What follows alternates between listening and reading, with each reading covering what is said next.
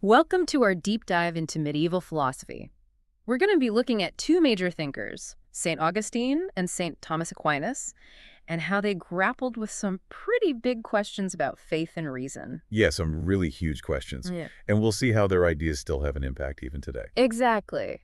And you might be surprised by just how relatable their struggles were, especially when we get to Augustine and his wild younger days. Oh, yeah. Augustine's life was quite a journey, and it's actually key to understanding his philosophy. Okay, so picture this. It's North Africa in the 4th century AD, and Augustine's this young guy known for his sharp mind, but also, let's just say, a less than saintly lifestyle. Uh-huh. Right. Not exactly a model citizen at first. Yeah, he even wrote about stealing pears from an orchard, just for the thrill of it. Seriously. Pears. Yep, apparently it was a thing back then. But it's kind of wild to think about, considering he later became one of the most famous saints. It really is. And he actually wrote about all of this in his autobiography, Confessions. Ah, Confessions. That's Yeah. such a powerful read. It really is. And it wasn't some kind of PR piece, you know? He really dug deep into his flaws and explored this longing for something more. Exactly. And what's so striking is how he argued that faith isn't about switching your brain off. He actually believed that reason helps us understand the truths revealed by faith. It was really groundbreaking at the time. It was, and it had a huge impact on Christian thought. Yeah, Augustine showed that faith and reason weren't enemies. They could actually work together. He really shifted the whole conversation. And it gets even more interesting when you look at his later work, City of God. It was written after the fall of Rome. Wow, so imagine the world, suddenly collapsing. That's the context for this work.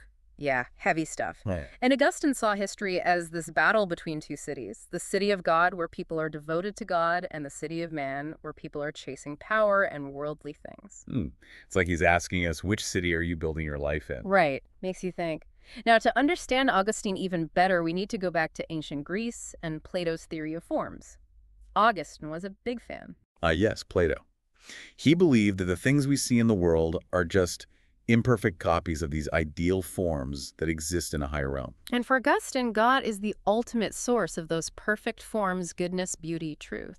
So it's like we're all striving to get back to those ideal forms, back to God. And here's where it gets really mind-bending. Augustine had this unique concept of time. He actually believed that God created time and exists outside of it. Whoa. It's hard to wrap your head around. It is. Imagine seeing the past, present, and future all at once. Yeah, it shows just how deeply he was thinking about the relationship between God and humanity, between the eternal and the temporal. He was breaking new ground in philosophical thought. So we've got Augustine, the former wild child turned brilliant theologian, showing us how personal experience and faith can lead to these profound insights. But our journey through medieval philosophy isn't over yet. Next, we'll fast forward a few centuries to meet another giant of the era, St. Thomas Aquinas. That's right. Get ready for a different approach, one where logic really takes center stage. Okay, hold on tight, because with Aquinas, things get even more systematic. I think that's putting it mildly.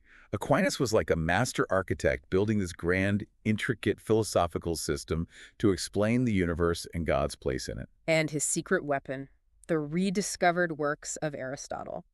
It was like finding the missing instruction manual for understanding the world. He was brilliant at weaving together Aristotle's ideas with Christian teaching showing how faith and reason could complement each other. It's like he's saying, look, you can use logic and observation to figure out a lot about the world and even to understand God's existence. Which leads us to Aquinas' masterpiece, the Summa Theologica, this massive work where he lays out his entire philosophical project. And it's dense. It's detailed. It includes his famous 5 ways to prove God's existence, all based on Aristotelian principles. And those 5 ways are still debated by philosophers today. They are. They touch on things like motion causation, the idea that something had to set the universe in motion, arguments that try to show that God's existence isn't just a leap of faith. It can be supported by reason. Exactly. Aquinas wanted to build a rock-solid case for belief. Not just rely on blind acceptance. And it wasn't just about God's existence. Aquinas also delved into ethics, developing this concept of natural law. Natural law is about those universal moral principles that are woven into the fabric of human nature itself. It's like we're all wired with a sense of right and wrong. And by using reason, we can discover those fundamental principles that lead to a good life. It's like a moral compass built into us. guiding us towards what's good and right. And guess what? Aquinas connected this to Aristotle's idea of eudaimonia, which means happiness or flourishing. Absolutely. Aquinas believed that following natural law, living in accordance with those innate moral principles, leads to true happiness and fulfillment. So we've got Augustine, the heart-led seeker, emphasizing personal experience, and Aquinas, the master builder of reason, showing how logic can illuminate faith. Two different approaches to the same big questions, both leaving their mark on history. But we're just getting started. Let's take a moment to reflect on what we've learned so far before we dive even deeper into their ideas. So we've been exploring how Augustine and Aquinas tackled those age-old questions about faith, reason, and how we should live. And it's amazing how these thinkers from centuries ago can still speak to us today. I know what you mean. Their insights are timeless because they tap into those fundamental human dilemmas, the struggles that we all face when we try to make sense in the world and our place in it. Yeah, exactly. And both of them, despite their different approaches, they ultimately kind of point us towards a deeper understanding of ourselves and our relationship with the divine. They really do.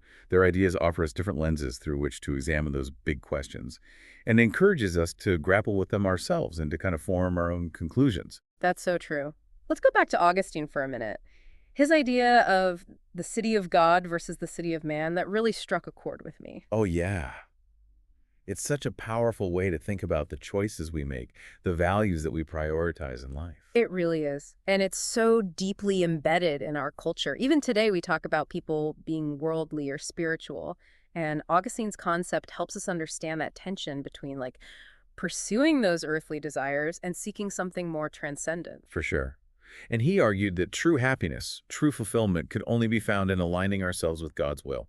Becoming citizens of the city of God. Exactly. But what does that actually look like in everyday life? Right. It can't just be about outward actions, can it? You're right. For Augustine, it's more about an inward transformation, Uh, a change of heart. So it's about more than just checking off a list of good deeds. Yeah.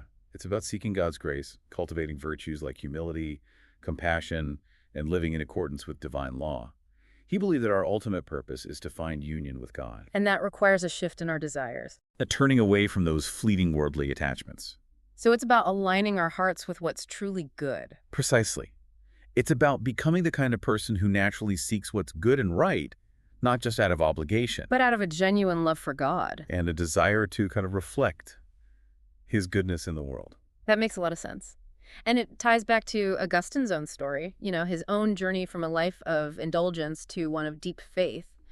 His writings are so powerful because they come from this place of personal experience of having wrestled with those questions himself. Yeah, his work has that raw honesty, that vulnerability that makes it so relatable. He doesn't shy away from his own struggles and failings. It's like he's saying, look, I've been there. I know what it's like to wrestle with temptation, to search for meaning, to ultimately find solace in God's grace. And if I can do it, so can you. It's really inspiring. It is. Okay, let's shift gears back to Aquinas. We talked about his love for logic and how he used Aristotle's ideas to create this impressive philosophical system.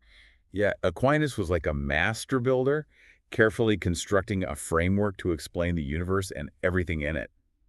And he saw reason as an essential tool for understanding God's creation. He believed we could use our minds to understand God's existence and even to glimpse God's attributes. He was a big fan of those logical proofs, wasn't he? Huge fan. We talked about his 5 ways to prove God's existence, all based on Aristotelian principles. Right, right. For example, one of his arguments focuses on motion. We see things moving in the world, right? Yeah. But everything that moves had to be set in motion by something else. And that chain of motion can't go back infinitely. So there had to be a first mover, something that initiated all motion but itself is unmoved. And that first mover is God. It's like a domino effect, but you have to have someone to tip over that first domino. Exactly. He wasn't just appealing to faith or revelation. He was using reason to make a case for belief.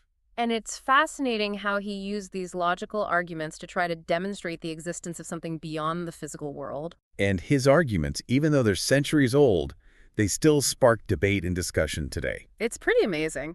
And speaking of enduring power, we can't forget Aquinas' contribution to ethics, his concept of natural law. Yes, natural law. So much more than just following a set of rules. Right. What is it about? It's about understanding those moral principles that are embedded in our very nature, principles that are accessible to us through reason. So God created us with a moral compass. Exactly. And by using our minds, we can discern what's truly good and right. So it's about understanding the reasons behind moral principles, The connection between those principles and our own well-being are flourishing. like discovering the instruction manual for a fulfilling life written within our own hearts and You minds. got it. Aquinas believed that by living in harmony with natural law, we fulfill our potential as human beings, We become the best versions of ourselves. living in accordance with our true nature. Yeah. And that ultimately leads us closer to God, He saw this beautiful connection between living a virtuous life following those natural inclinations towards good and achieving true happiness. which he believed could ultimately only be found in union with God. It's like a holistic vision of human flourishing. It really is. So we have Augustine, the passionate seeker, transformed by faith, emphasizing the inward journey and the role of grace. And we have Aquinas, the brilliant logician, showing how reason can illuminate both the natural world and the divine. Two distinct approaches, but both leading us towards a deeper understanding of ourselves and our place in the grand scheme of things. What's remarkable is that both of their approaches, despite their differences, ultimately point to this fundamental harmony between faith and reason, It's like they're showing us that the heart and the mind can work together, that faith and reason aren't enemies, but rather partners in our quest for truth and meaning. offering us a richer, more nuanced understanding of ourselves and our relationship with the divine. Well said. And that brings us to the end of our exploration of Augustine and Aquinas. But before we wrap up, I'd love to hear your thoughts. What resonated with you most? Whose ideas sparked your curiosity? Did you find yourself leaning more towards Augustine's emphasis on personal experience and faith, or towards Aquinas's focus on reason and logic? Wow, it's been an incredible journey exploring the ideas of Augustine and Aquinas. It's remarkable how their work written centuries ago still has so much to offer us today. It's a testament to the enduring power of those big questions about faith, reason, and the meaning of life. Augustine and Aquinas, they grappled with these questions in such profound ways, and their insights continue to challenge and inspire us. Absolutely. What strikes me is how both of them, despite their very different approaches, they both emphasize the importance of using our minds, of engaging in thoughtful inquiry. Yeah, for sure. Even Augustine, who really championed the role of faith, he believed that reason played this crucial role in illuminating divine truth. He didn't see faith as like a blind leap. He saw it as a starting point for deeper understanding, one that involves actively using our God-given intellect. It's like they're both encouraging us to be active participants in our own spiritual journeys, to not shy away from tough questions, and to really embrace the power of both faith and reason. And that resonates so strongly with the spirit of this deep dive. It does. It's about going beyond like passive consumption of information. It's about engaging deeply with ideas, exploring different perspectives, and ultimately forming your own conclusions. It's about cultivating that intellectual curiosity, that desire to really understand the world and our place in it. And Augustine and Aquinas, they give us such rich tools for doing just that. Yeah, they remind us that the pursuit of truth, it's a journey, not a destination. Mm-hmm. It's an ongoing exploration, a conversation that spans centuries and invites us to join in. It's inspiring to think that we're part of that larger conversation, that we can learn from these great minds and contribute our own voices to the ongoing dialogue about faith, reason, and the human experience. And perhaps that's their greatest legacy. They challenge us to keep asking questions, keep searching, keep pushing the boundaries of our understanding. They invite us to be lifelong learners, always seeking a deeper, richer understanding of ourselves, the world, and the divine. So as we wrap up our deep dive into medieval philosophy, I hope you walk away not with just a bunch of facts about Augustine and Aquinas, but with a renewed sense of wonder, a desire to keep exploring these big questions, and a deeper appreciation for the enduring power of human thought. Thanks for joining us. It's been a pleasure.